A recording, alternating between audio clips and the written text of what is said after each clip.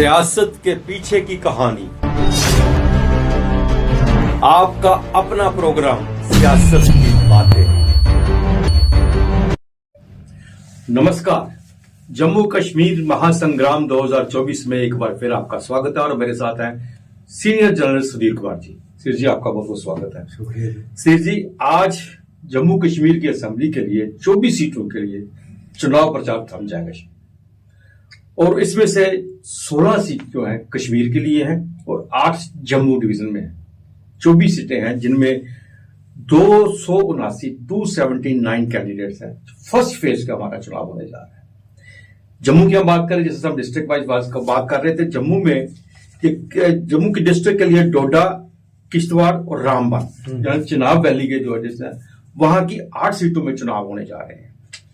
और सबसे बड़ी बात यह है कि इस इंपॉर्टेंट बड़ी चिनाब वैली है यहां से, क्योंकि पिछली बार भी भारतीय जनता पार्टी को यहाँ अच्छी खासी विजय मिली थी और इस बार मुकाबला सख्त इसलिए, पहले तो लग रहा था कि नेशनल कॉन्फ्रेंस कांग्रेस भी कर जाएगी, लेकिन कांग्रेस और नेशनल कॉन्फ्रेंस के जो फ्रेंडली मैच है ना, इनको ले डूबेंगे शायद या इस डोडा में, इस चिनाब वैली में। तो थोड़ा समय इसके बारे में बता दूं, यहाँ पे टोटल 64 कैंडिडेट है इस एरिया में, जिसमें से 4 फॉर्मर मिनिस्टर हैं, वो भी चुनाव लड़ गए, उनकी भी किस्मत दांव पे लगी हुई है।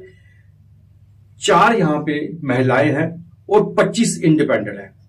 हम आपको कॉन्स्टिट्यूंसी बात अगर बताएं तो बदरवा में 10 हैं, डोडा ईस्ट और वेस्ट 2 बने हैं ना इस बार। पहले एक ही होती थी कॉन्स्टिट्यूंसी, अब 2 बन गया। डोडा ईस्ट में 9 है और वेस्ट में 8 है। इंद्रवल में 9 है, रामबन में 8 है, किश्तवाड़ में 7 है, बनिहाल में 6 है और पाडर में भी 6 है। इसके साथ साथ यहाँ पे बड़े इंपॉर्टेंट वीवीआईपी जो जिसे हम कह रहे हैं कि सीट्स हैं, जैसे जेकेपीसीसी का फॉर्मर प्रेसिडेंट थे वानी विगारसुल वानी, वो चुनाव लड़ रहे हैं बनिहाल से, और नेशनल कॉन्फ्रेंस से किचलू जो होम मिनिस्टर रहे हैं वो चुनाव लड़ रहे हैं, और भी सुनील से यहाँ पे है परिहार, वो भारतीय जनता पार्टी के बड़े नेता हैं, वो चुनाव लड़ रहे हैं। अब ये जो 8 असेंबली सीट्स हैं, इनके बारे में आप क्या कहते हैं कि किस तरह की पोजीशन रहेगी यहाँ? अदर जी, पहले तो मैं सबको आपका शुक्रिया, दर्शकों को बता देते हैं कि जैसे आपने बताया कि आज कम से कम 10 साल के बाद जम्मू कश्मीर में जो इलेक्शन का जो प्रोसेस है वो जो शुरू हुआ था, उसका पहला फेज जो है वो आज उसका प्रचार खत्म हो जाएगा। आज दोपहर के बाद, तो आज शाम के बाद। तो उसमें सबसे हमें हमारे जो क्षेत्र, हमारा जो जम्मू कश्मीर में जम्मू डिवीजन जिसको हम बोलेंगे, जिसको हम डोडा बोलते हैं, जैसे आपने बताया जी जी, डोडा में डोडा, किश्तवाड़, रामबन, ये 3 डिस्ट्रिक्ट जो हमारे चिनाब वैली में आते हैं, ये एक ट्रेंड सेट कर भी सकते हैं कि किस और जम्मू कश्मीर का जो चुनाव है, जिसमें जम्मू डिवीजन बड़ी इंपॉर्टेंट रोल प्ले करेगा, वो किस और की तरफ लेके जाएंगे। ये यहाँ पे है कि जैसे एक बड़ा पहले ये माना जा रहा था कि भाजपा जो है वो 8 की सीट्स में से 6 सीट ले जाएगी, उनके फेवर में वेव चल रही थी।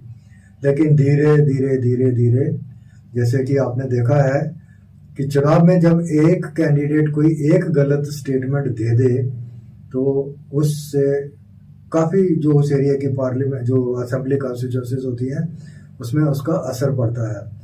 डोडा वेस्ट से बीजेपी के उम्मीदवार ने वहाँ पे कुछ ऐसा बोल दिया था जिससे उसको वहाँ के डोडा जो चुनाव वैली की सीट्स हैं, क्योंकि वो सारी ही एक पर्टिकुलर कम्युनिटी से बिलोंग करती हैं, तो वहाँ पे उनका असर पड़ा।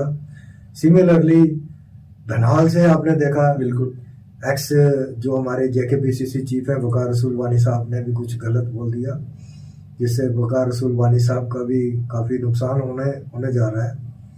तो ऐसा है कि ये चुनाव त्रिकोणीय चुनाव जो है वो डोडा में जो चुनाव वैली जिसको हम बोलते हैं, वहाँ पे ये त्रिकोणीय चुनाव रहेगा। जी जी, तो हम अगर कॉन्स्टिट्यूंसी वाइज बात करें तो हम डोडा की बात करते हैं, डोडा ईस्ट की बात करते हैं, वहां की क्या पोजीशन है? देखो जी, डोडा ईस्ट में अपने बीजेपी का जो कैंडिडेट है वो बड़े विनिंग, मतलब जिसको हम बोल सकते हैं जीत की कुगार, जीत पे है, वो जीत सकता है। उसका 60 अबव 60 ही उसका परसेंटेज है। वहाँ पे इन्होंने जो कैंडिडेट दिए हुए हैं ना, ये जो प्रयास साहब ही हैं, तो वो आराम से, क्योंकि उनका अपोनेंट जो कैंडिडेट है वो एक वीक कैंडिडेट है, एनसी का कैंडिडेट है, वो एक वीक कैंडिडेट है। ऐसे ही डोडा वेस्ट की करेंगे ना, जैसे आप जी डोडा वेस्ट में अगेन वहाँ शक्तिराज परिहार है, तो वहाँ पे जो इन्होंने दिया है, यूनिवर्सिटी में एक प्रोफेसर है प्रदीप जी, उनको दिया है इन्होंने मैंडेट कांग्रेस को। वो डायरेक्ट उसका पैराशूट लैंडिंग है पार्टी के अंदर। तो वो भी वहाँ ये 2 सीटें डोडा वाली जो है, ये 1-to-1 कंटेस्ट है, जिसमें दोनों में ही बीजेपी का अपर हैंड है, डोडा की, डोडा ईस्ट और डोडा वेस्ट। और तीसरी डोडा की हमारी सीट है भद्रवाह की। जी ठीक है, भद्रवाह बड़ा इंपॉर्टेंट है। भद्रवाह को हम मानते हैं कि वहाँ की जो पॉपुलेशन है, वहाँ की जो डेमोग्राफी है, भद्रवाह में हमने अक्सर देखा है कि 50-50 में रहते हैं ये लोग। बिल्कुल। ठीक है, 50-50 में अगर हम कहेंगे कि बीजेपी को ज्यादा वोट मिल रहे हैं, वहाँ पे ऐसा नहीं है। वहाँ पे वो अब भद्रवाह में काम करेगा, वहाँ पे किस कैंडिडेट ने, किस पार्टी के कैंडिडेट ने भद्रवाह के लिए कितना काम किया है, वहाँ पे भद्रवाह का वो एक डिफरेंट साइनेरियो है। वहाँ देख रहे हैं कि पार्टी का पिछला बार कौन कैंडिडेट था और उसने भद्रवाह को कितना डेवलप किया है, वो उस एंगल से देख रहे हैं। लेकिन इस सबसे ज्यादा कैंडिडेट भी यहाँ पे है, 10 कैंडिडेट है, 10 तो डिविजनल वोट्स भी होंगे यहाँ पे काफी। डेफिनेटली उसका किसको बेनिफिट मिलेगा यहाँ पे? देखो, जब डिविजनल बेनिफिट होगा वो दर्ज जी, वो हमेशा अपोजिशन में ही रहता है जी। बीजेपी का एक आध रेबल कैंडिडेट होगा, वो होगा है, लेकिन जैसे इनके प्रॉक्सी हैं डीपीएपी के, आजाद की पार्टी के, वहाँ पे जो खड़े थे भद्रवाह में, असलम गोनी साहब, उन्होंने अपना जो कैंडिडेचर अपना वापस ले लिया था। तो अभी इंडिपेंडेंट कैंडिडेट है वहाँ पे, जिनको जो नाराज है, पार्टियों से नाराज है, बीजेपी से नाराज है, वो खड़े हैं, वो अपनी ही पार्टी के वोट करेंगे। लेकिन ज्यादा अगर हम देखेंगे अपोजिशन के जो पार्टियां हैं, अपोजिशन के ही वोट, इनका वहां से अलायंस, इन्होंने जो एक फ्रेंडली जो कंटेस्ट करवाया, डिसीजन लिया ना कंटेस्ट करने का, फ्रेंडली में इनको ये नुकसान, डेफिनेटली इनका नुकसान होगा, क्योंकि वोट तो इन्हीं का ही बटेगा ना। बिल्कुल। वो तो जो बीजेपी का वोट है वो इंटैक्ट वोट है, और कुछ उसका वोट जो है वो वहां पे वो काम की वजह से वहां पे इन एरिया में, चुनाव वैली में चलता है। जो अब जैसे जो आपने बताया कि हम इसमें ये है कि अपोजिशन जो पार्टीज हैं, मेन मुद्दे को लेके वो कहीं भी, रूलिंग पार्टी तो ठीक है, अपोजिशन पार्टियों का जो मेन मुद्दा है, अपने रीजन का मेन मुद्दा है, उसको वो उजागर नहीं कर पा रही है। पता नहीं उसका रीजन क्या है। 10 साल से उन्होंने या तो होमवर्क नहीं किया कि कैसे हम इलेक्शन लड़ेंगे, या तो जो इलेक्शन लड़ने वाले थे, जो जिनको पार्टी ने बोला कि आप इलेक्शन की तैयारी करो, वो पीछे उनको मैंडेट नहीं दिया। लेकिन जो मेन पॉइंट थे इलेक्शन के लिए, जो मेन पॉइंट होते हैं, जनता के लिए मेन पॉइंट होते हैं, वो वहां से चुनाव वैली से भी टोटल गायब है। सर जी, अगर हम इंदरवल की बात करें, वहां भी 9 कैंडिडेट्स आए हुए हैं। जी सर। तो वहां की क्या पोजीशन है इंदरवल की? इंदरवाल में जैसे आप वहाँ हमेशा आज तक वहाँ एक्स मिनिस्टर 3 बार वहाँ रहे हैं, एमएलए रहे हैं, सरूरी साहब, वो जीते रहे हैं। इस बार उन्होंने आजाद की पार्टी को ज्वाइन किया था, डीपीएपी को, बड़ा झटका दिया था जबरदस्त। हाँ, तो लेकिन आजाद साहब ने बाद में ये डिसाइड किया कि हम वहां से कोई कैंडिडेट फील्डिंग करेंगे। जिसके बाद फिर सरूरी साहब ने क्या किया कि वो इंडिपेंडेंट पर्चा अपना वहां से दाखिल कर दिया कि मैंने इलेक्शन लड़नी है।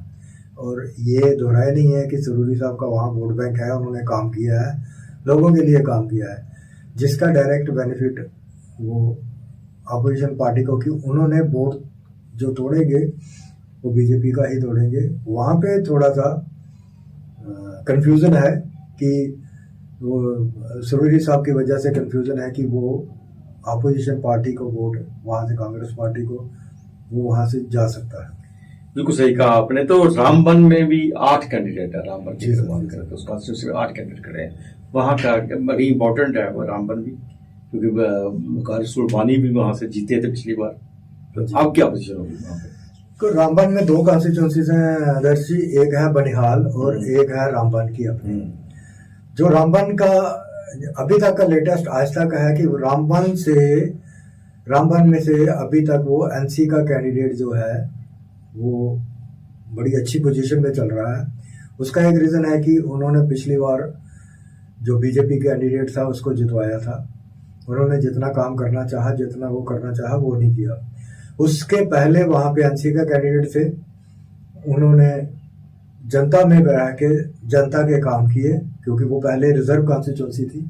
जनता में रह के जनता के काम किए, उन लोगों के काम किए, जो दूर दराज के लोगों के काम किए, जो जम्मू में आता था उनके लिए हेल्प की, जिसकी वजह से वहाँ से वो बेनिफिट जो है, जैसे पेड़ किसी ने लगाया जी और फल कोई और खाएगा। अब इस बार वो सीट जो है वो एनसी को चले जाएगी। अब बनिहाल का बड़ा एक अलग सा सिस्टम चल रहा है। बनिहाल में जैसे अदर जी वहाँ वकार रसूल वानी के साथ शहजाद शाहीन साहब है, एनसी के, वो फ्रेंडली कंटेस्ट है उसका, बस फ्रेंडली आ गया वहाँ। हाँ, और पीडीपी के इम्तियाज साहब है वहाँ पे, इम्तियाज अहमद जी।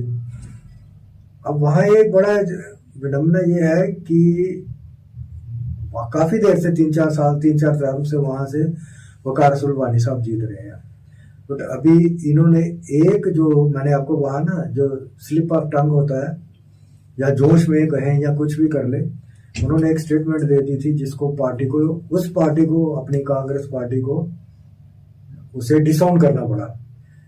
क्योंकि अगर कोई पार्टी का लीडर, कार्यकर्ता या कुछ और वक्ता कुछ बोल देता तो उसकी बात अलग थी। वो फार्मर पार्टी के चीफ रहे हुए हैं, उनको जो वर्ड बोलने चाहिए थे सोच समझ के, तोल मोल के उनको बोलने चाहिए थे, ताकि उनके वर्ड जो है अपोजिशन, लोग, वोटर और कम्युनिटी सब कैच करेंगे। तो वहाँ से जो मैच वहाँ जो चल रहा है वो वोट वहाँ भी जैसे वकार साहब के हैं, वकार साहब और वो दोनों वोट है, अपोजिशन के वोट है ना, वो दोनों, क्या नाम इसका, शाहीन साहब के जी, वोट तो उनके चले गए वहाँ पे। अब वहाँ पे एक पीडीपी का कैंडिडेट है थर्ड। अब जैसा है कि वो तीसरा है वहाँ पे कैंडिडेट, तो इम्तियाज अहमद जी। ऐसा ना हो कि इम्तियाज वहाँ से बाजी मार जाए, ये दोनों लड़ते रहे। ये भी एक वहाँ पे चल रहा है अभी, क्योंकि मैंने आपको बताया अब ये पार्टी हम जैसे बता रहे हैं दर्शकों को, पार्टी बेस पे आप कहें, सिवाय पेरीफेरी एरिया, बॉर्डर एरिया के अलावा कहीं भी पार्टियों का कोई असर नहीं है। ये कैंडिडेट का इंडिविजुअल है, जो वोट वो लेंगे, वो जो जीतेंगे, वो सब कैंडिडेट का ओरिजिन अपना काम काज उसका वहां बोलेगा, लोग उसी को वोट दे रहे हैं। अब रहे किश्तवाड़ की बात करते हैं। किश्तवाड़ में भी एनसी का एक बड़ा वर्चस्व रहा है, किचलू वहीं से जीत रहे हैं जी, ठीक है, और होम मिनिस्टर भी रहे हैं। अब की बार वहां पे भी कड़ा मुकाबला है, क्या पोजीशन है वहां पे? ये बड़ा अच्छा इंटरेस्टिंग क्वेश्चन है। किश्तवाड़ बात है चनाब वैली से। किचलू, बशीर अहमद किचलू साहब होम मिनिस्टर भी रहे हैं। वहाँ पे एक बार राइट्स हुए जिसमें वो एक्यूज्ड माने गए थे कि उन्होंने वहाँ पे वो किया था। उसके बाद में परिस्थितियाँ चेंज होती गई। वहाँ पे परिहार ब्रदर्स का मर्डर हुआ, असैसिनेशन हुई उनकी, और आज वहाँ से परिहार ब्रदर की बेटी शगुन परिहार वहाँ से वो बीजेपी की उम्मीदवार है।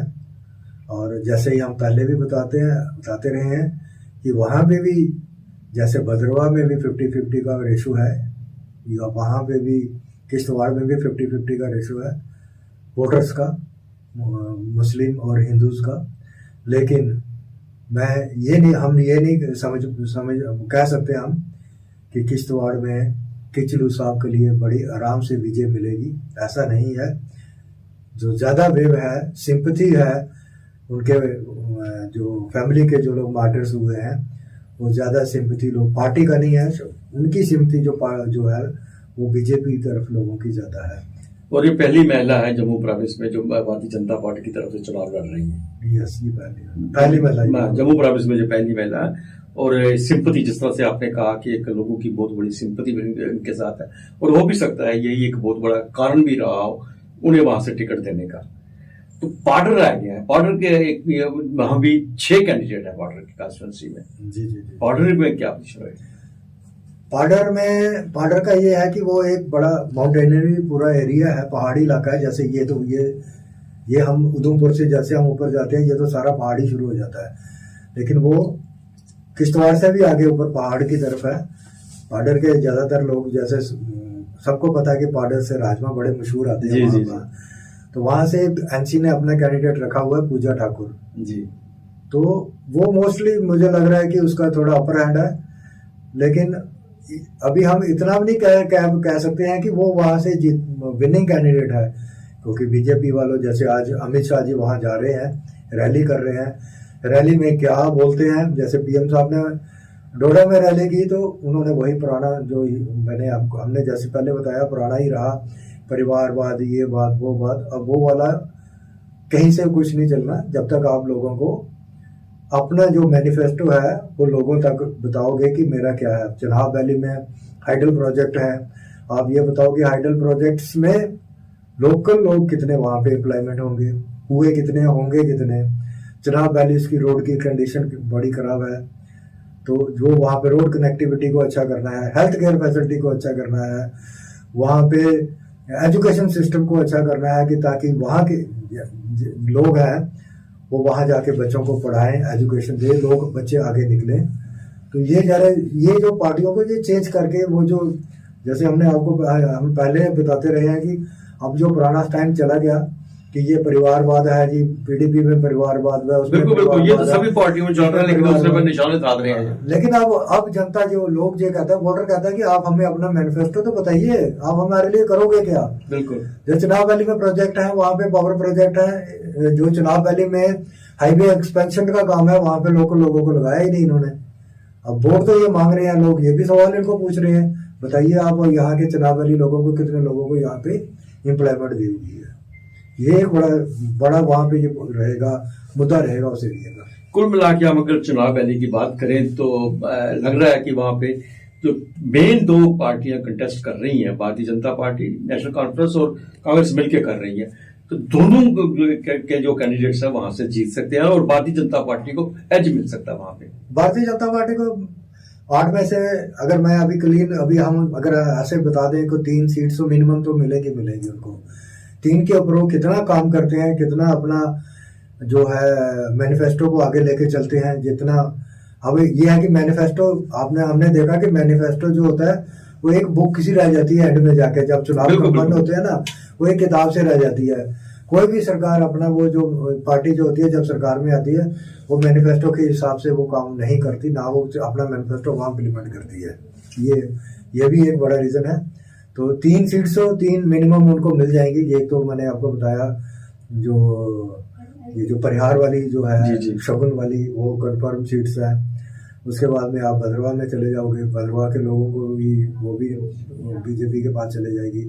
डोडा ईस्ट वाली है वो भी चले जाएगी, है ना। ये चीजें, ये जो 3 तो हैं। 3 के बाद आज की रैली में अमित शाह जी बोलते क्या हैं, लोगों को क्या प्रॉमिस देते हैं, अगर वो भी उसी लाइन पे चलते रहे, परिवारवाद, महबूबा मुफ्ती, ये क्योंकि अभी इन्होंने श्रीनगर में एक बहुत बड़ा ब्लंडर कर दिया, बिल्कुल जिससे जमात और वो इंजीनियर वो देश की सुरक्षा के लिए बहुत बड़ा खतरा पैदा हो गया। तो ये चीजें, सब चीजें पार्टी को नोट करके इसको आगे की तरफ लेके चलना चाहिए। लोगों की पूरी नजर है, पूरी पैनी नजर से देख रहे हैं लोग कि चुनाव 10 साल के बाद चुनाव हो रहे हैं और लोगों की नजरें ना हो, ये कैसे हो सकता है। पैनी नजर से देख रहे हैं कि हो क्या रहा है, दिन ब दिन क्या कहा, चुनाव कहाँ की तरफ जा रहा है। जी सुधीर जी, अब 16 कश्मीर की हम पुलवामा में है, कुलगाम में है, अनंतनाग में, शुपियां में है, वहां पे जो 16 सीटों हैं उनके बारे में भी है कि ये आज उनका भी सारा प्रचार थम जाएगा और फर्स्ट फेज में ये 24 सीटों का जो है 18 तारीख को इनकी जो है वोटिंग हो जाएगी और उसके बाद जिस तरह से 8 अक्टूबर को इनका रिजल्ट सामने आ जाएगा। सुधीर जी, आप स्टूडियो में आए और इतनी जानकारी हमारे दर्शकों को दी, इसके लिए बहुत बहुत धन्यवाद। कल हम फिर आगे बढ़ेंगे, नए डिस्ट्रिक्ट की तरफ, नए चुनावों की बात करेंगे। आज के लिए बस इतना ही। दर्शकों इजाजत दीजिए, कल फिर मुलाकात होगी, तब तक इजाजत दीजिए। नमस्कार।